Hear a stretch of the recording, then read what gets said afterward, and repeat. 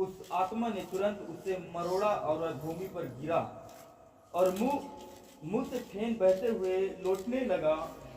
उसने उसके पिता से पूछा, इसकी यह दशा कब से है? उसने कहा, बचपन से। उसने इसे नष्ट करने के लिए कभी आग और कभी पानी में गिराया, परंतु यदि तू कुछ कर सके तो हम पर तरस खाकर हमारा उपकार कर। यीशु ने उससे कहा, यदि तू कर सकता है, यह क्या बात है कि विश्वास करने वालों के लिए सब कुछ हो सकता है। बालक के पिता ने तुरंत गिड़गिड़ा कर कहा, हे प्रभु, मैं विश्वास करता हूं, मेरे अविश्वास को उपाय कर। जब यीशु ने देखा कि लोग दौड़कर भीड़ लगा रहे हैं, तो उसने अशुद्ध आत्माओं को यह कहकर डांटा, हे गूंगी और बहरी आत्मा, मैं तुझे आज्ञा देता हूं, उसमें से निकला और उसमें फिर कभी प्रवेश न करना। तब वह चिल्लाकर और उसे बहुत मरोड़ कर निकल आई और बालक मरा हुआ सा हो गया। यहाँ तक कि बहुत लोग कहने लगे कि वह मर गया, परंतु यीशु ने उसका हाथ पकड़ के उसे उठाया और वह खड़ा हो गया। सब कहेंगे आमीन। आमीन। हालेलुया। हालेलुया। प्रभु यीशु मसीह की जय। क्योंकि वचन कहता है छुटकारा इतनी आसानी से नहीं होता है। छुटकारा यदि इतनी आसानी से हो जाए तो लोग एक ही सप्ताह में छुटकारा पा लें, एक ही सप्ताह में लोग छुटकारा पा ले और वो फिर छुटकारा पाके वही पुरानी अवस्था में वो लौट जाएं। पर यहाँ 26 वचन गौर से देखेंगे, है ना, सुनेंगे। हाँ, 25 वचन से लेकर 26 वचन आप लोग फिर से देखेंगे। जब यीशु ने देखा कि लोग दौड़कर भीड़ लगा रहे हैं, तो उसने अशुद्ध आत्माओं को यह कहकर डांटा, हे गूंगी और बहरी आत्मा, मैं तुझे आज्ञा देता हूं, उसमें से निकल आ और उसमें फिर कभी प्रवेश न करना। तब वह चिल्लाकर और उसे बहुत मरोड़ कर निकल आई और बालक मरा हुआ सा हो गया। यहाँ तक कि बहुत लोग कहने लगे वो मर गया। हालेलुया। जब दुष्ट आत्मा किसी के अंदर से निकलता है, किसी के बॉडी से निकलता है, तो उसे तबाह करके रख देता है, उसे तोड़ मरोड़ के रख देता है। उसे उसका जो अटैक होता है, जो उसकी दशा होती है, वो पहले से भी बहुत ज्यादा यानी बहुत बुरी दशा कर देती है दुष्ट आत्मा।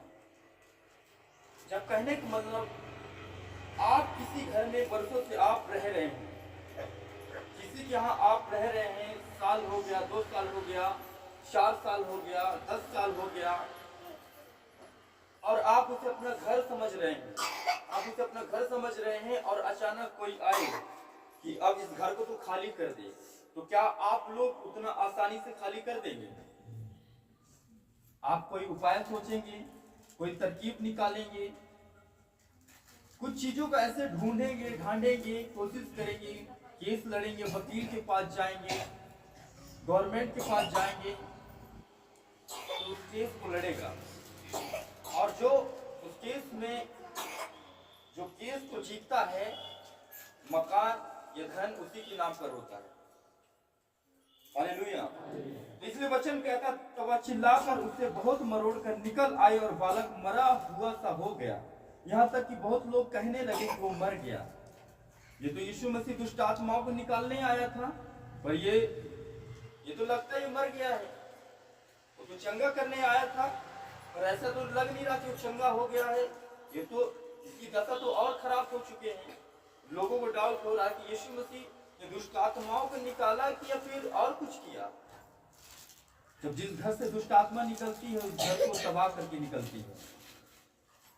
आप कई जन के बीच में आप लड़ाई झगड़ा सुनते हैं ना, जब आप किसी के पारिवारिक लड़ाई झगड़ा सुनते हैं, तो जब एक औरत कहती है, मैं इस घर से तो निकलूंगी, मैं इस घर से तो जाऊंगी ही, पर मैं सबको बर्बाद करके जाऊंगा। कहते हैं कि नहीं कहते हैं? कहते हैं ना। हालेलुया।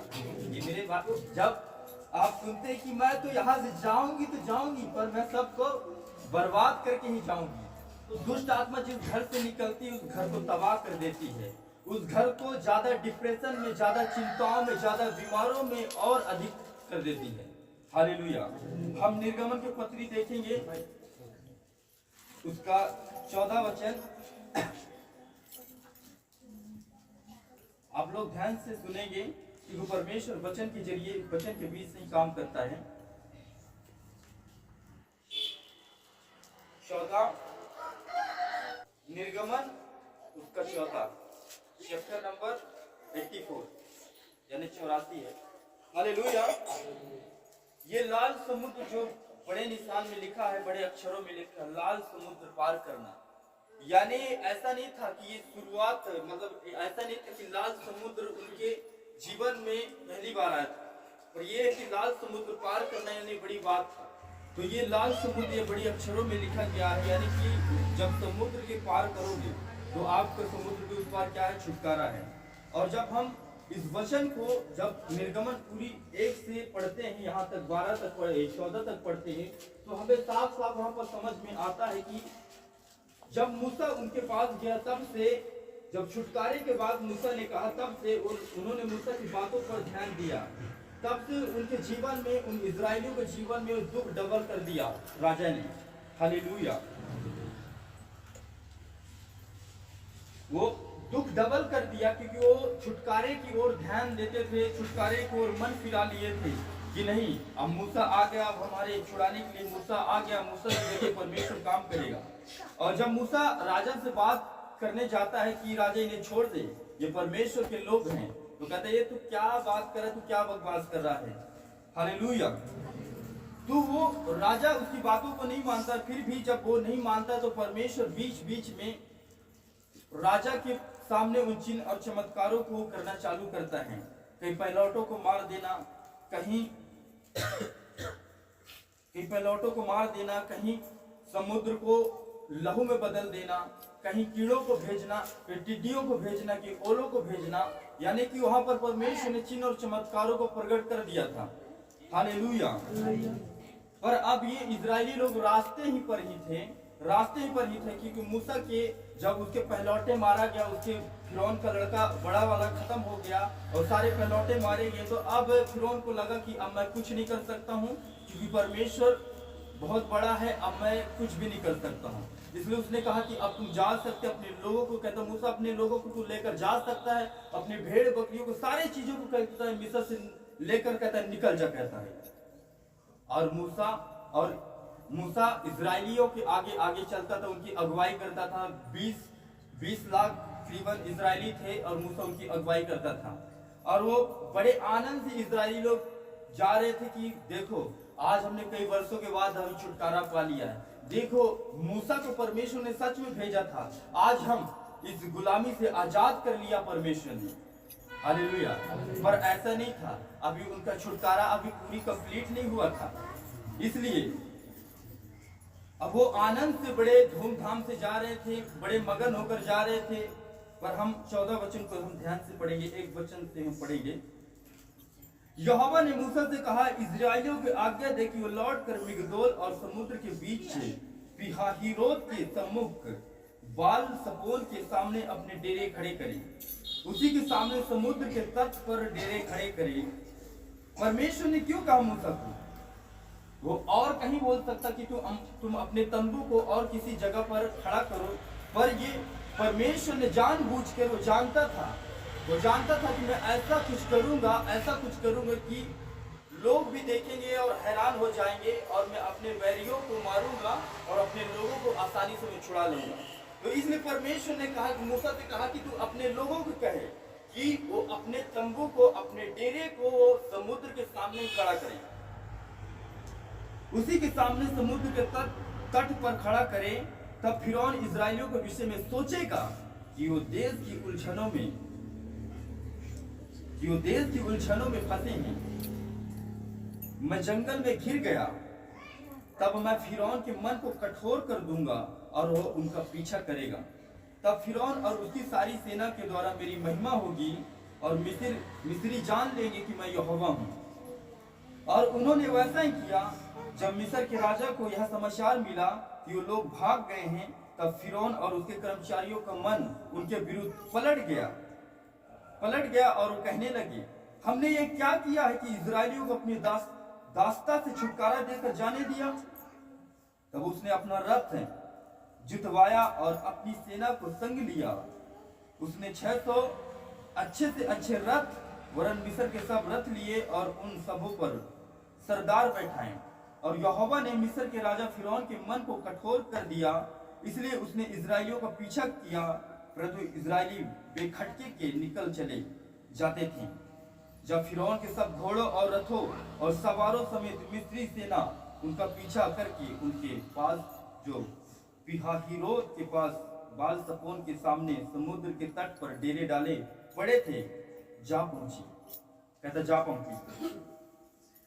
जब फिरौन ने निकट आया तब इजरायलियों ने आंखें उठाकर क्या देखा कि मिस्री हमारा पीछे किए चले आ रहे हैं। और इजरायली अत्यंत डर गए और चिल्लाकर यहोवा की दुहाई दी और मूसा से कहने लगे, क्या मिस्र में कब्र न थी जो तूने हमको वहां से मरने के लिए जंगल में ले आया है? तूने हमसे यह क्या किया कि हमको मिस्र से निकाल लाया? क्या हम तुझसे मिस्र में यही बात न कहते रहे कि हमें रहने दे कि हम मिस्रियों की सेवा करें, और हमारे लिए जंगल में मरने की अपेक्षा मिस्रियों की सेवा करना अच्छा था। मूसा ने लोगों से कहा कि डरो मत, खड़े खड़े वह उद्धार का काम देखो जो यहोवा आज तुम्हारे लिए करेगा, क्योंकि जिन मिस्रियों को तुम आज देखते हो उनको फिर कभी न देखोगे। यहोवा आप ही तुम्हारे लिए लड़ेगा, इसलिए तुम चुपचाप रहो। सब कहेंगे आमीन। हालेलुया। पर आज भी बहुत से ऐसे लोग हैं उन चीजों को समझ नहीं पा रहे हैं, क्योंकि उसने कहा मिस्री क्या कहते थे, वो इजरायली मूसा को क्या कहते थे, कुड़कुड़ाते थे। बार बार जब जब उनके जीवन के ऊपर कुछ ऐसा हाथ आता था या फिर कुछ ऐसा होता था तो मूसा को डांटते थे। फिर भी मूसा नम्र व्यक्ति था, क्योंकि मूसा से कई उम्र के बुजुर्ग रहते थे और मूसा को उनकी बातों को सुनना पड़ता था। और जब मूसा को बुरी लगता था तो परमेश्वर से बातें करता था, परमेश्वर क्या इसीलिए तूने मुझे इस दिन देखने के लिए मुझे अपना सेवक चुनाया ठहराया है? तो उन्होंने कहा कि मूसा हम कहते थे, तुझसे पहले मिस्र में कह दिए थे कि रहने दे मूसा, तेरे बस की बात नहीं है। हाँ, सच में मूसा की बस की बात नहीं था, पर वो परमेश्वर की ओर से आया था और भेजा गया था। हालेलुया। क्योंकि इतनी आसानी से छुटकारा नहीं होता मेरे प्रियो। जब आप निर्गमन घर जाके पढ़ेंगे इस आयत को तब आपको समझ में आएगा। आप एक वचन से लेकर एक अध्याय से लेकर इसको 2 दिन 3 दिन 4 दिन सप्ताह भर रेगुलर इसे कंटिन्यू करना, फिर पढ़ना, फिर रिपीट करना, फिर पढ़ना, फिर रिपीट करना, तब ये बातें आपको समझ में आएगा। तो ये बीच में फंसे हुए थे और जब इन्होंने फिरौन ने कहा कि मूसा तू अपने लोगों को लेकर चला जा, मेरे देश से निकल जा, तो ये लोग बड़े आनंद कर रहे थे कि अब हम छुटकारा पा गए। पर इनका छुटकारा, असली छुटकारा बाकी था। ये असली छुटकारा जब इस समुद्र के सामने देख रहे थे, जब परमेश्वर ने कहा कि तुम अपना तंबू को, अपने डेरे को समुद्र के सामने खड़ा करो। जब वो खड़ा करे रहे थे तब वहां पर पीछे फिरौन की सेना रथों सवार होकर आ रहे थे। और जब इजरायलियों ने देखा कि आगे तो अब समुद्र है और पीछे फिरौन की सेना है, अब हम जाएं तो जाएं, करें तो करें क्या? अब ये मूसा तो अपने साथ साथ हमें भी फंसा दिया है। हालेलुया। और मूसा को चिल्लाने लगे कि मूसा क्या हम तुझसे ना कहते थे कि हमें मिस्र में रहने दे? छुटकारे से अच्छा है कि हम मिस्रियों की सेवा ही करते थे, गुलामी में रहते थे। हालेलुया। फिर भी आज भी बहुत ऐसे लोग हैं जब उनका छुटकारा के नजदीक आता है तो कहते अब हम फंस गए, न तो हम अन्य जगह जा सकते हैं, न तो हम किसी वैद्य के पास जा सकते हैं, न कोई अन्य चीज हम कर सकते हैं, यानी हम फंस गए। हालेलुया। पर वचन क्या कहती है? इतनी आसानी से छुटकारा शैतान नहीं होने देता है। जब यीशु मसीह ने उस बालक को चंगा करने गया तो जिस बालक के अंदर से दुष्ट आत्मा निकला था, जिसे मिर्गी मारता था, उस दुष्ट आत्माओं को जब डांटा कि है गुंगी बहरी आत्मा, कहता मैं तुझे आदेश देता हूं, कहता निकल जा। तो जब निकलता है तो बालक के अंदर से जब दुष्ट आत्मा निकलता है तो उसे तोड़ मरोड़ के निकलता है और लोग कहते हैं कि ये बालक शायद मर गया है। हालेलुया। तो इतनी आसानी से छुटकारा नहीं है मेरे प्रियो। जब छुटकारा होता है, क्योंकि जब आपका छुटकारा होता है तो जो मुसीबतें आपके जीवन में कम रहती हैं वो मुसीबतें दुगना हो जाता है, वो समस्याएं बढ़ जाता है, ताकि शैतान आपके मनों को चेंज कर सके, आपके मनों को घबरा दे, आपके मनों को बेचैन कर दे, आपको उन रास्तों से भटका दे। जब आपका छुटकारा रहता, नजदीक रहता है, तो आपके पड़ोसी, आपके मोहल्ले वाले, आपके मेन व्यक्ति रहता है, जो खास व्यक्ति रहता है, शैतान उसी को यूज करता है और धमकाता है, डराता है कि तेरे साथ हम ऐसे ऐसे कर देंगे, फलाने के साथ ऐसा ऐसा कर देंगे, ताकि आप उनके व्यर्थ बातों को सुनकर आपके जो ध्यान है, आपकी जो बातें हैं, जो ध्यान है, जो परमेश्वर की छुटकारे की ओर के लेकर जाता है, जब आप उनकी धमकियों को देखेंगे, आप उनकी चेतावनियों को देखेंगे, तो शैतान जानता है कि मैं ऐसे बातों से मैं फंसा सकता हूं। जब इसके मन में वो बातें चलेगी तो ये छुटकारे की बातें भूल जाएगी, वो देखना भूल जाएगी, वो बातें करना भूल जाएगी। हालेलुया, प्रभु यीशु मसीह। और इस बात को बहुत से लोग नहीं समझ पाते हैं कि ये क्या हुआ। मैंने तो सुना था कि यीशु मसीह को अपनाने से, चर्च जाने से हर एक बीमारी ठीक होता है, लंगड़े चलते हैं, हर एक नशे छोड़ते हैं, पर ये मेरे साथ क्या हो रहा है, ये उल्टा मेरे साथ क्या हो रहा है। आप सोच में पड़ जाते हैं, ऐसा क्या वजह है कि मैं परमेश्वर की तो महिमा करना चाहता हूँ, परमेश्वर को तो मैं जानना चाहता हूँ, परमेश्वर के नाम को मैं अपने पूरे परिवार में फैलाना चाहता हूँ, पर मेरे साथ ऐसा क्यों होता है? क्योंकि छुटकारा नजदीक है। इसलिए वचन क्या कहता, मूसा ने लोगों से कहा कि डरो मत, खड़े खड़े और उद्धार का काम देखो जो यहोवा आज तुम्हारे लिए करेगा, क्योंकि जिन मिस्रियों को तुम आज देखते हो उनको फिर कभी न देखोगे। कहता यहोवा आप ही तुम्हारे लिए लड़ेगा, इसलिए तुम चुपचाप रहो। तुम आंसू पोंछते जाओ, तुम रोते जाओ, और अपने शब्द से, अपने होठों को ये न कहो, कुछ ऐसा न बोलो, क्योंकि तुम्हारे हृदय को परमेश्वर जानता है, क्योंकि वो जानता है कि तुम्हें किस वस्तुओं की घटी है, वो जानता तुम्हें किस चीजों की जरूरतें है। हालेलुया। इसलिए उसने कहा कि तुम चुपचाप खड़े रहो, वह उद्धार का काम देखो जो यहोवा आज तुम्हारे लिए करेगा। क्योंकि जिन मिस्रियों को, यानी कि तुम जिन दुखों को देख रहे हो, जिन तुम बीमारियों को देख रहे हो, जिन तुम परेशानियों को देख रहे हो, जिन तुम चीजों को देख रहे हैं, जो आप देखते हैं, जब जब आप देखते हैं तो आपके हृदय दुखी हो जाता है, जब जब आप उसे देखते हैं तो आपके आंसू नहीं थमते हैं, जब जब आप उसे देखते हैं तो आपको अजीब टाइप फील होता है। कहता जिन चीजों को तुम आज देखते हो, कहता उनको तुम कभी ना देखोगे। हालेलुया। कहता यहोवा आप ही तुम्हारे लिए लड़ेगा, तुम चुपचाप रहो। कितने लोग विश्वास करते कि परमेश्वर हमें छुड़ाएगा? कितने लोग आज यकीन कर रहे हैं कि परमेश्वर मुझे आजाद करेगा, छुटकारा देगा, डिलीवरेंस करेगा? क्योंकि देखो, मुझ में वो छुटकारे की ताकत नहीं है, मैं भी एक साधारण मनुष्य हूँ, मैं भी एक आम मनुष्य हूँ। हालेलुया।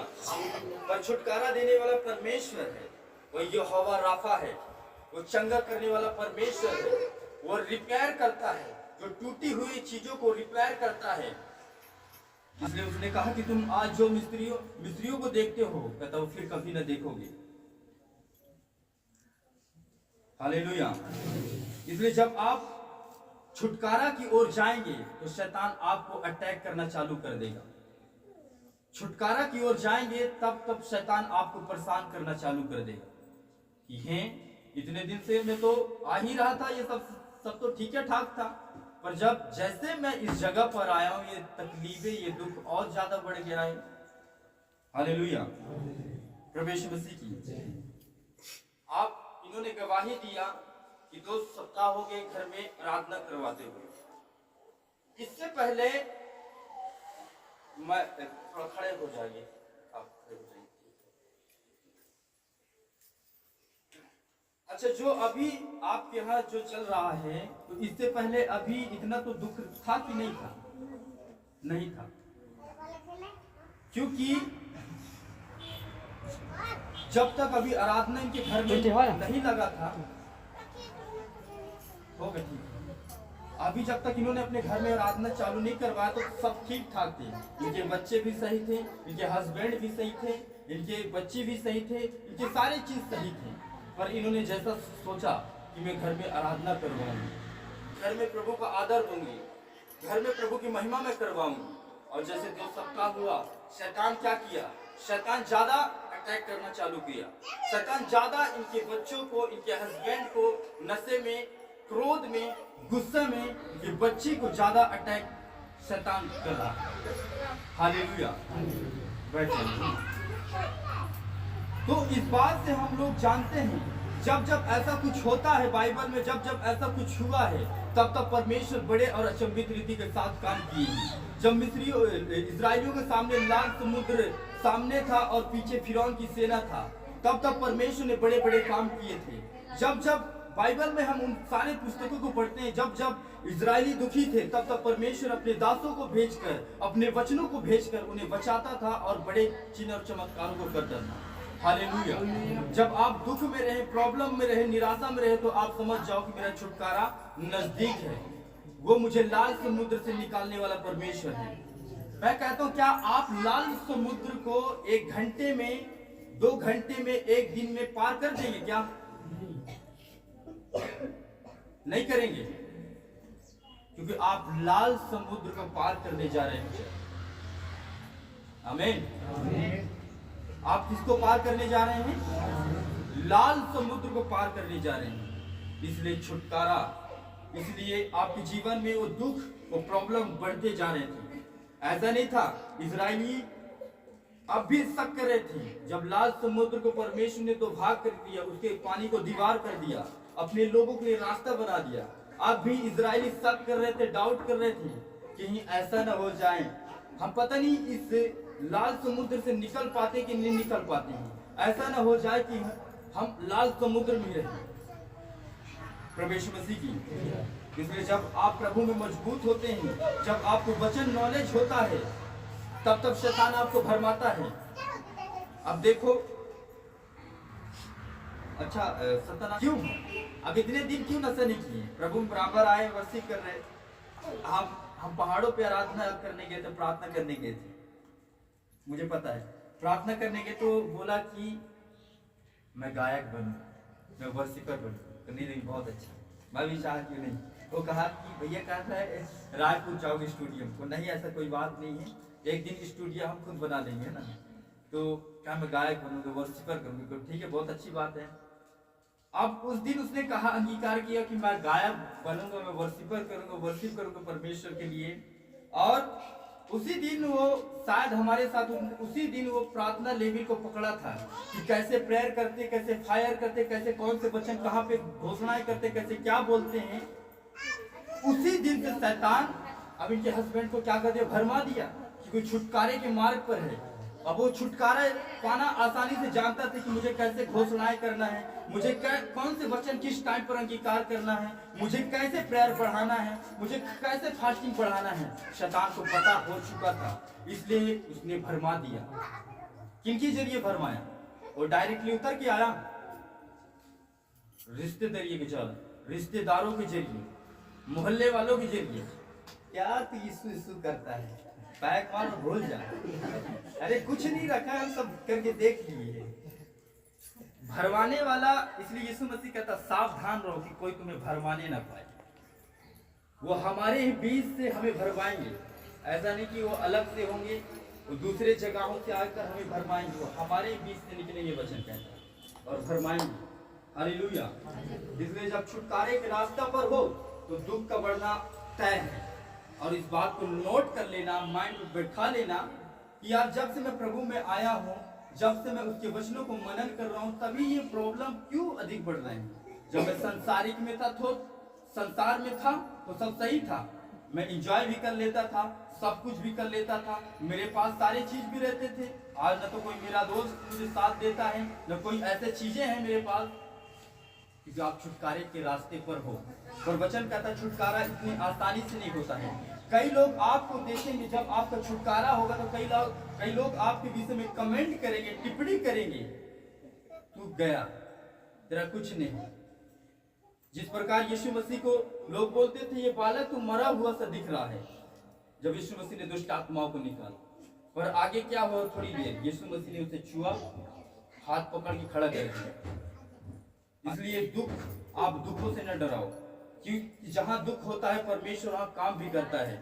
जब इजरायली जब दुखों में थे, पीड़ाओं में थे, तब उन्होंने कहा हे यहोवा, हे परमेश्वर, यदि तू है तो हमें छुड़ा ले। और परमेश्वर को वो बातें याद आया कि अब्राहम से मैंने वायदा किया था, उनके पीढ़ियों से, उनके वंशों से। और ये बातें परमेश्वर ने पहले कह दिया था कि अब्राहम से, कि अब्राहम तेरे लोगों को मैं 400 वर्ष गुलामी में रहना पड़ेगा। पर ये बात स्मरण आया परमेश्वर को, और उसने मूसा को भेज दिया। इसलिए जब आपको दुख पीछा करे तो आपको घबराना नहीं। पीछा किस लिए करते हैं? ताकि आप लोग वहां तक ना पहुंच सके। जब आपका हस्बैंड या वाइफ में जब झगड़े होते हैं, जब एक पत्नी अपने हस्बैंड से रूठ के चला जाता तो हस्बैंड क्यों पीछा करता है? लौटा ले या नहीं, ऐसा नहीं करता। इसलिए शैतान आपको पीछा करता है ताकि आपको भी उधर से वो लौटा ले आए। आया ना प्रवेश मसीह की। इसलिए जब शैतान आपका पीछा करे, बीमारी आपका पीछा करे, दुख आपका पीछा करे, अटैक आपका पीछा करे, तो आप समझ जाना कि शैतान मुझे लौटाने की कोशिश कर रहा है और परमेश्वर मुझे लाल समुद्र पार करने के लेकर जा रहा है। हालेलुया, प्रवेश मसीह की।